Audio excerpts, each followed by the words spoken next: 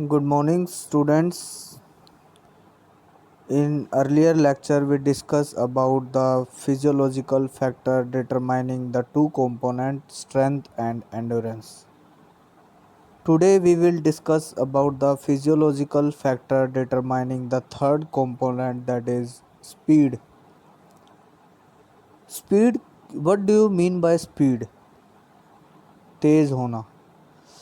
It is the physical skill that allow us to perform movement in the minimum time.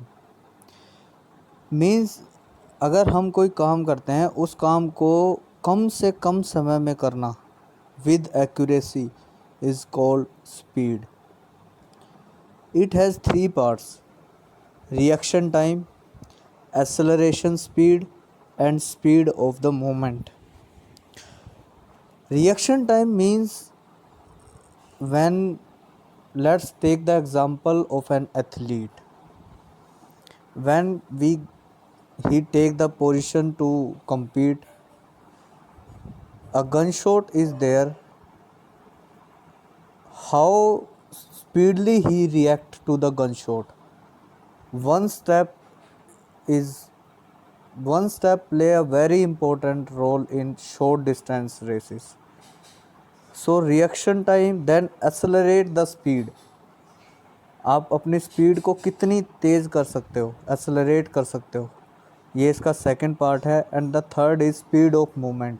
जो movement आपने एक बार पकड़ ली है वो एक साथ एक स्पीड में करना, ये आपकी स्पीड कहलाती है. Speed has three parts. So what are the physiological factors जिससे आपकी स्पीड का पता चलता है. The first physiological factor is fast twitch fiber. As I earlier said, there is two type of fibers in our muscles: slow twitch and fast twitch. Slow twitch fiber is important in endurance activity. Fast twitch fibers are much better at generating short bursts of strength and speed than slow twitch fiber muscles. So great percentage the fast twitch fiber one has, the faster he is. Means जितने भी fast twitch fibre आपके body में हैं उतनी ही speed आपके अंदर है. The second physiological factor is anaerobic capacity. As earlier I said that anaerobic capacity is the capability of the organ to supply the energy to the muscles as per their demand in the absence of oxygen. So जब oxygen की कमी हो लेकिन आपकी working muscles को उसकी demand के according proper energy मिले तो उसे अनएरोबिक कैपेसिटी कहते हैं. Speed depends upon the anaerobic energy system. Short bursts of speed are anaerobic and are very intensive. An athlete having a better anaerobic capacity will have a better speed. The third physiological factor is flexibility. Flexibility is another important factor contributing to speed. Is joint flexibility. Means आपके joints में कितनी flexibility है, कितना लचीलापन है, वो आपकी speed को बताता है. Good flexibility with help an athlete in maximum range of movements without much efforts and resistance. Means अगर आपकी बॉडी में जितनी फ्लेक्सिबिलिटी होगी, जितनी अच्छी फ्लेक्सिबिलिटी होगी, here we also take the example of an athlete, जितनी भी आपकी जॉइंट्स में फ्लेक्सिबिलिटी होगी आपका स्टेप उतना ही लंबा होगा, उतना ही स्मूथली उठेगा, आपको ज़्यादा एफर्ट्स करने की ज़रूरत नहीं पड़ेगी. Proper flexibility resulting in longer and faster strides and greater speed. Proper flexibility आपकी बॉडी की प्रॉपर फ्लेक्सिबिलिटी फास्टर स्ट्राइड्स में ज़्यादा हेल्प करती है और स्पीड बढ़ाने में, क्योंकि आपके एफर्ट्स कम होंगे लेकिन आपकी फ्लेक्सिबिलिटी की वजह से आपके स्टेप लंबे होंगे. So it is also a physiological factor determining your speed. The next is explosive strength. It is the ability of the body to overcome the resistance with high speed. Means आपकी बॉडी की ability है to overcome the resistance, मतलब किसी you can say that विरोध, मतलब किसी सामने से आती हुई चीज़ का, या जैसे हवा अपोजिट चल रही है और आप उसको स्पीड से काट रहे हो, तो this is the ability of your body to overcome the resistance with high speed. This is called explosive strength. It depends upon muscle size and coordination. These factors can be improved by training. इन explosive strength की आपको training दी जाती है, which ultimately improve the speed, जिससे आपकी speed ultimately improve होती है. जैसे कि आपके मसल्स को स्ट्रेंथ ट्रेनिंग की ज़रूरत पड़ती है, जिससे कि आपके मसल्स ज़्यादा प्रॉपर वर्किंग कर पाते हैं. तो these are the 4 important physiological factors that determine your speed. The next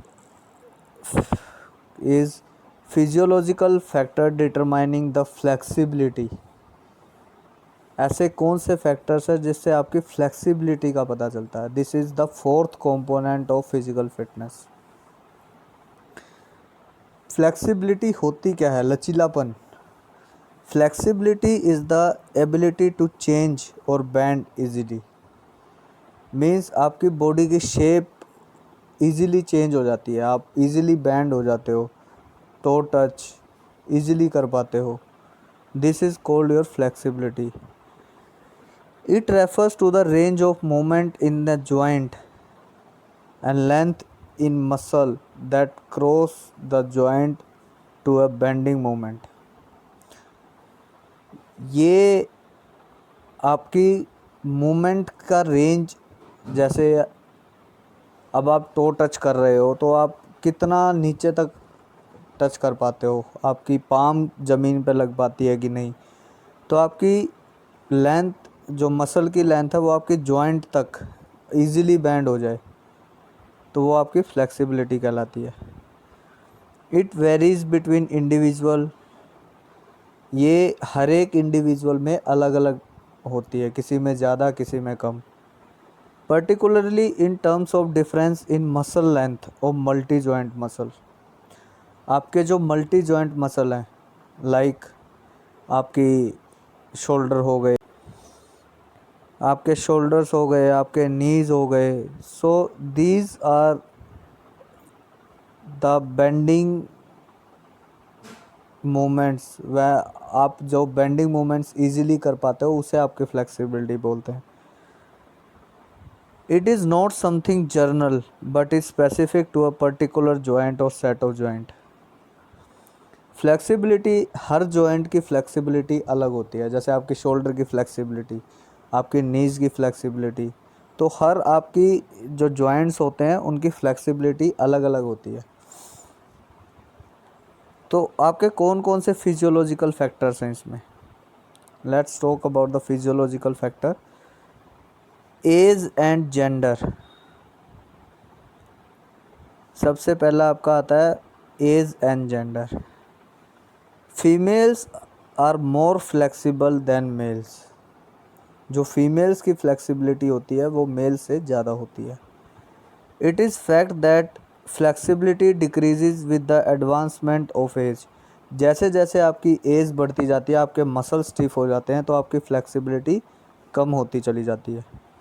it can be increase with the help of training as speed as strength. जिस तरह स्पीड और स्ट्रेंथ को ट्रेनिंग के साथ बढ़ाया जा सकता है, उस तरह फ्लेक्सिबिलिटी को भी ट्रेनिंग के साथ बढ़ाया जा सकता है. The second is muscular strength. Muscles should be minimum level of strength to make the movement possible, especially against external force. Means आपकी मसल्स की जो स्ट्रेंथ लेवल है वो मिनिमम होना चाहिए.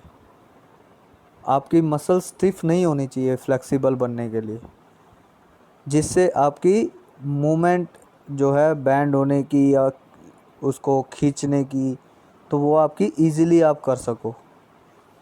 इन स्प्रिंटिंग लेग्स और knees can be the lifted off the require height if the abdominal muscles are week.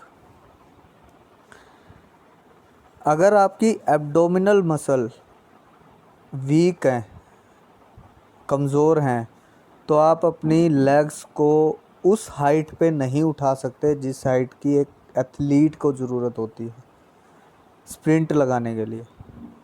सो आपकी muscles proper होनी चाहिए, स्टिफ नहीं होनी चाहिए फ्लेक्सिबिलिटी के लिए.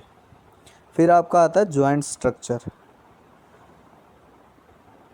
There are several different type of joints having greater range of motion than others. आपकी body में ऐसे कई प्रकार के जॉइंट्स हैं जिनकी दूसरे जॉइंट्स के तुलना की जाए तो उसमें ज़्यादा मूवमेंट होती है. जैसे the ball and socket joint off shoulder, जो आपके शोल्डर का जॉइंट होता है, has the great range of motion at all the joints. सबसे ज़्यादा आपके इस शोल्डर के जॉइंट का मोशन होता है. ये आप 360 एंगल पे घुमा सकते हो. तो ये एक आपका हिप जॉइंट होता है. सो ये आपके जो स्ट्रक्चर्स हैं, जॉइंट स्ट्रक्चर्स हैं, ये भी आपका फिजियोलॉजिकल फैक्टर्स हैं जिससे आपकी फ्लेक्सिबिलिटी का पता चलता है. फिर आती है stretchability of the muscle. Stretch करना, किसी मसल को स्ट्रेच करना, कितनी स्ट्रेच हो जाती है. The range of the movement around the joints depends upon the stretchability of ligaments and fibres. A ligament is the connective tissue that connect two or more bones around the joint. आपकी जो range of movement है वो depend करती है आपके ligaments और fibres की stretchability पे. अब लिगामेंट्स होते क्या हैं? लिगामेंट्स होते हैं जो कनेक्ट करते हैं दो और उससे ज़्यादा हड्डियों को. तो आपकी उन लिगामेंट्स की स्ट्रेचेबिलिटी आपकी फ्लेक्सिबिलिटी डिपेंड करती है. So these are the physiological factors determining the physical fitness component. We have covered four components of physical fitness, that is strength, endurance, speed and flexibility.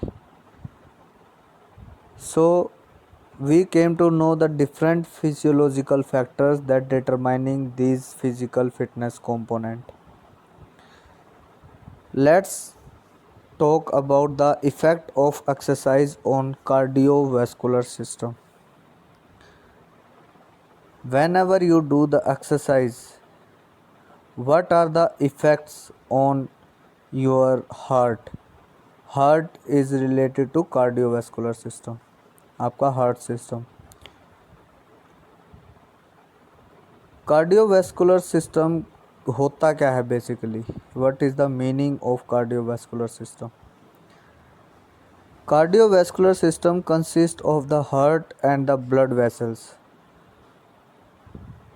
Means इसमें आपकी heart से related और आपकी जो धमनियां हैं, मतलब जो खून ब्लड को सर्कुलेट करते हैं, blood vessels, this is called the cardiovascular system. Heart is made up of special muscles called cardiac muscle. Heart जो है एक स्पेशल मसल से बना होता है जिसको हम बोलते हैं cardiac muscle. The adult human heart is about 12 centimetre in length and 9 centimetre in breath.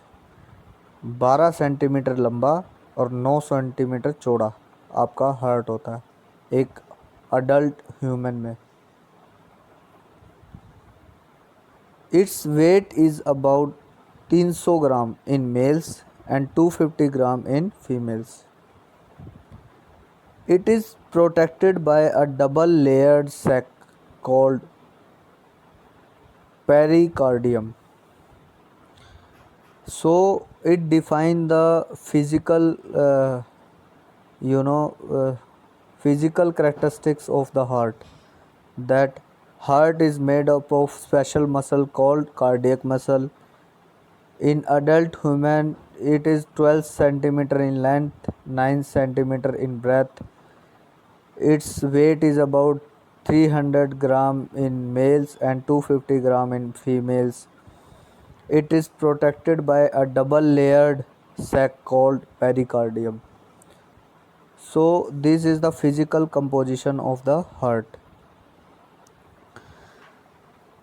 Card- Cardiovascular system is an important system of the body which circulate the blood to the various parts of the body and remove the waste product from the body. ये हमारे body का सबसे important system है जो blood को circulate करता है different parts of the bodies में और रिमूव करता है waste products from our body.